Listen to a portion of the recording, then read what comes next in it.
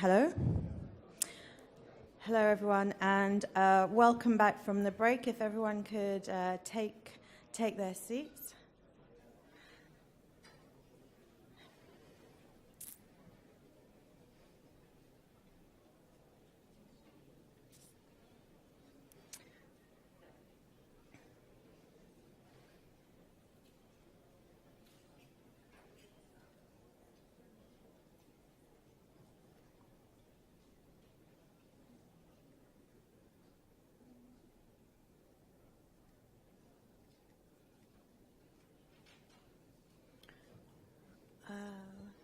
This isn't working.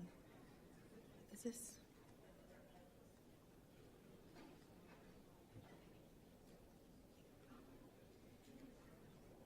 Can I have some help with the clicker?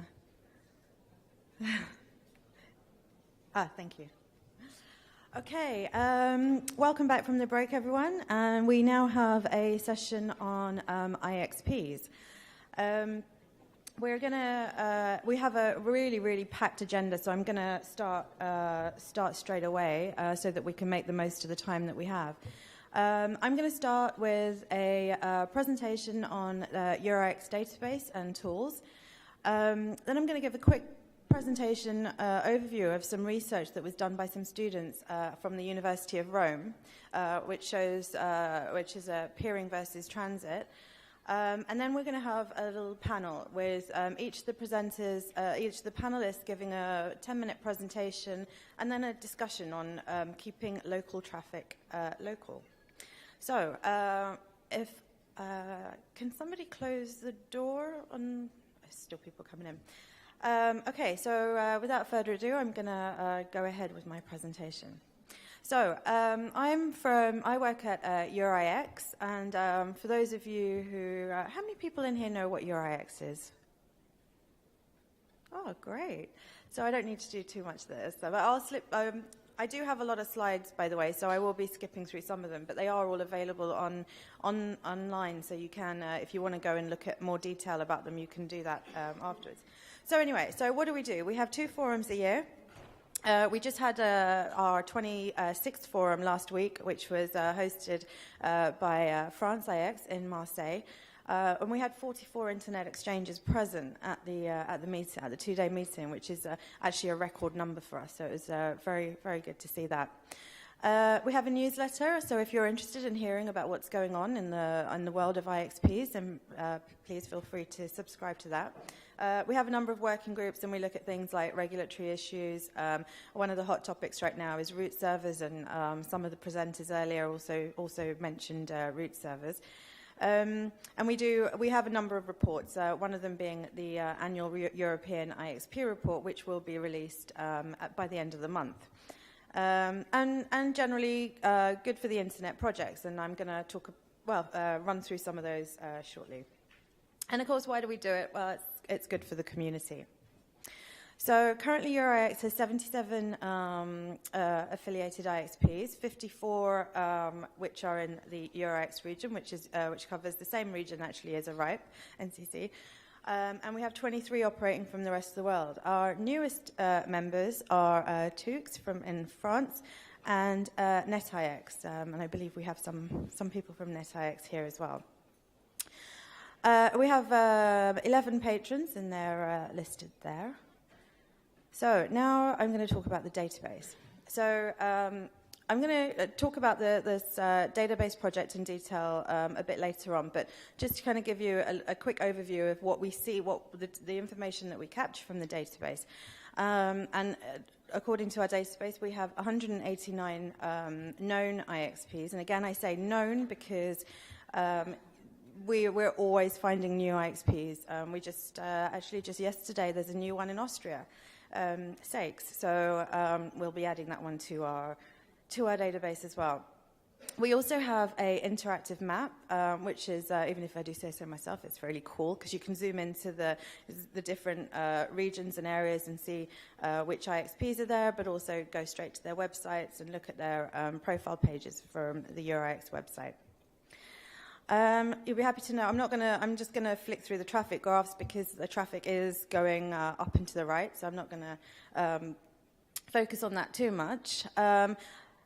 So, who generates that traffic at the exchanges? Who connects to the exchanges? Long before there used to be like a little. People just assumed that it was just the local ISPs that would connect to the internet exchanges. But you'll see from this graph here, there's a lot more. There are the access providers, a lot of academic networks, obviously content providers, search engines, enterprises, e-commerce companies like, your local shopping, your local online shopping provider, and gaming companies. So it's not just typically the ISPs that connect. There is anyone can connect really. Through the database, we have a switch. We look at what switches and routers that are used within the membership, and this is useful information for the members, because if they're using the same vendor, they can actually contact each other and get support from within the membership. So, tools. So we do a number of tools, and the tools that I'm going to run through now are not for IXPs, they're actually for ISPs and networks that actually use the internet exchanges. So these are tools that you can use in your job. So let me run through these. So we have an ASN search tool, and here you can see, if you put in an ASN number, you can see which internet exchanges they connect to. And this, of course, is useful if you were looking to join an internet exchange and you want to know which is the best one for you, which ASs are you going to be able to connect to at that exchange. We have an ASN filter, and again, this is showing you, this can give you details about which ASNs are connected to the exchange, but also if you are actually doing a comparison between different exchanges, whether they be in the same country or if they're in two completely different places, you can use this tool to look at which ASNs are connected or which are connected in IXPA and not connected in IXPB. There's loads of different options you can do there to get some pretty interesting information. We have a peering matrix, and this again you can see which where IXPs are connected, how many ASNs are connected to them, and also compare and have a look at which ASNs are common within other IXPs. So if you're looking for to connect to a particular member at an exchange, you can actually see where they're present, in compared to different places. If you are looking for different types of connections. The service matrix, and this is like a really quick guide onto what the IXP provides. So do they offer IPv6? Do they have a root server? What MTU do they use? You can find all that information in one kind of one place, again, to help you see what IXPs are doing. In 2012, a couple of the IXPA, so I'm from EurIX, and we also have, as you can see from this graph, we have different associations kind of spotted around the different regions. So we have LAC-IX, which is representing Latin America and the Caribbean, AF-IX, and APIX and NAIX. So together, we decided to form an Internet Exchange Point Federation. Now, the idea of this is to have a global IXP database, have global standards for the IXPs so that we're all sharing the same documentation and we're all in line. So, I mean, and this, at the end of the day, makes things better for you who are connecting to the exchanges, because you can go to one exchange and at least have similar aspects with others. And one of the key things as well is data automation. So, we like to produce these nice little reports and pretty graphs, and, we get that information from the IXP themselves. And what we're trying to do more and more is trying to automate this data so that it's not really a burden on the IXPs and the members, that we can just get this data. And also what that means is that then it's going to be more reliable and up to date. And we have plans to collaborate with other external databases. So I'm going to talk about one of the projects next. But with this, I was really, really happy to hear just last week, Telegeography actually confirmed that they're going to be working with us on their IXP maps. So I don't know if you've seen the Telegeography maps. They do a great job on building these cable maps. A couple of years ago, they started to build an IXP map as well to show the different locations of the IXPs. And they are going to now start using the data from the IXP database. And this is the Federation Board. So a quick flick through. Actually, I'm just going to run through these because I've only got 10 minutes left. So there is basically all the IXPs that you see around the world. The number of IXPs are growing and the traffic is growing. One of the other projects that we work on, we've recently implemented, is an IXP Bogon list. So some of you may have heard of Team Cymru. And what they do is they provide a Bogon list, which the networks can actually use that to filter IP addresses that shouldn't be seen on the internet. And what they've done is they've produced an IXP Bogon list. And with this, the IXPs that are in the database can actually very easily just tick a box, and their prefixes will go into the list, and then that's automatically updated through Team Cymru. Another new project that we it's launched, and actually we have 8 IXPs that are using this, is a IXP member list schema. So, most IXPs allow members to get their data in various different formats, and there's not been one standard format that everybody could use. So we've now implemented this schema in JSON. And, it's important to have the IXP data is important, and it's important for everyone to know what's accurate and what's not. And also other details about the IXP, like locations, contact details, ASN numbers, and root server and switch information as well. And all this can be found in this schema. And just a really quick thank you to Nick and Alyssa for actually kicking that off. We also have, we've recently updated our best common operational practices for IXPs. So I guess this one's really for the IXPs in the audience. So if you are an IXP, then take a look at the BCOPs and just to see whether you are doing what we think is right. Traffic. Oh.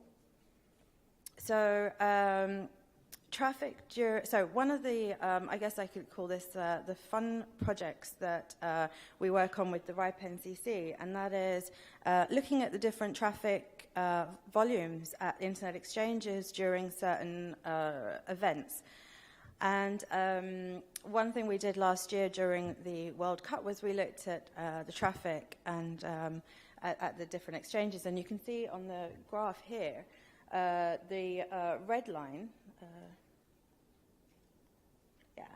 The red line is the traffic, and this was during the game with Brazil and Germany. I don't know how many of you remember that game, but there was a significant drop in traffic over there. And what this really shows is that different events that happen and where people are using the internet, it's not going to break an internet exchange, but you can visibly see spikes and dips. And another thing we had was a tweet from Lonat, which is one of the London exchanges, and that was that they saw a spike during the World Cup game, but it was 1.1 gig off the all-time peak, and that was caused by Apple software release. So it's not just live streaming events or video that causes spikes in traffic. It can be software releases, and Apple does a good job of that. So my final slide on this is we have a video on the Internet Revealed, and we now have it in quite a few languages, and we are looking to have it in as many languages as possible. If you've not seen the video, I really, really recommend you see it. It's the best 5 minutes you'll spend. And again, it's available in different languages, and if you are interested in converting it into your own language, then please come see me or contact us, and we would be happy to support you to do that. I'm actually not going to take any questions right now because of time, but I'm going to quickly move on to the next presentation. So, oh, no, it was continuing. Sorry. Oh, I had it all in one deck. The reason that I wanted to present, so these are not my slides and it's not my presentation, but the reason that I wanted to present on this was because it's, what we're going to be talking about in the panel here is keeping local traffic local. And it's one of those things that is, it's a common topic when you're talking about like peering versus transit. And these guys from the University of Rome done some really interesting research and analysis on peering versus transit. And I thought it would be really relevant to show you the slides and their results before we get onto the panel. So these are it was Marco, Giuseppe, Roberto, and Claudio. So I'll give them credit for doing this work. And they worked with Mix in Milan and also Nemex in Rome for this. So the case study was actually to look at, kind of get an Italian view on peering versus transit. And over here you can see that Mix is in southern Italy and Nemex is in the northern part of Italy. So what they investigated was round trip time, hop count, packet loss, and jitter. The data sources that they used for that was all from RIPE. So they used RIPE-STAT, they used RIS, and RIPE-ATLAS. And this is the distribution of probes in Italy. So you can see it's quite well, there's quite a lot of probes there, and it's, so, it just shows that the more probes there are, the better results that we're gonna see. So what they did was they looked at the critical and most visited sites in Italy. And again, going back to the slide that I presented earlier is who connects to the exchanges. Again, this is saying the most used sites in Italy, and probably in most countries actually, are things like banking, insurance, health, email, transport, news, law, energy, those kind of things. So what did they do? They targeted 50 critical internet services and 100 most visited sites. The duration of the experiment was 4 hours, and they did 6 pings per hour and 2 trace routes per hour. So for each of the source target pair, they checked if the trace route path contained the IP address, which one of the IXP prefix lands. And they showed the average round-trip time and the average hop count for probes that traversed an IXP. And I'm going to show you the graphs in the next slide. But what you'll see is the blue line is the ones that are going through the IXP, and the red lines are the ones that didn't go through at an IXP. So the red line is just the transit. And what the results you'll see is that critical services, when traversing through an IXP, the average round-trip time was about 40%. There was 40% of the probes is at most 10 milliseconds. So at most, it took 10 milliseconds to reach those sites. And the ones that didn't go through an IXP were an average of 30 milliseconds. So just by that, you can see that by connecting to the IXP, you're already reducing latency. So the IXP's path seem to have better performance. And here's the graphs on this. And you can see, so this blue line is so it's a bit difficult to read, but this is the average round-trip delay. So you can see the blue line is the ones that traversed through an IXP, and the red line is the one that didn't. And here is the average hop count And here you can see that this is the blue line, and that goes through the IXP, and the red line, which doesn't, you can see, has a larger hop count. So the conclusions. The experiment showed that IXPs have a positive effect on key performance indicators.